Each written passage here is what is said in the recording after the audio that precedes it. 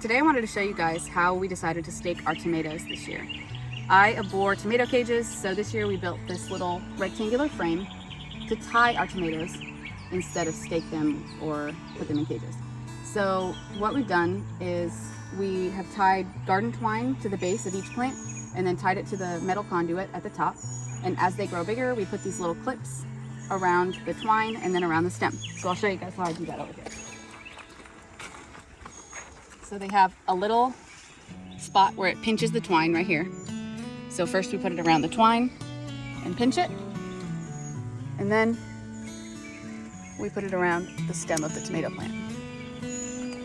So it's really simple and keeps our tomatoes really tidy. So this is definitely how we're going to do it from now on, although we underestimated the strain that would be put on this frame by the weight of the tomato plants. So next year we're going to have to build it a little bit sturdier, but other than that, it's worked out really well.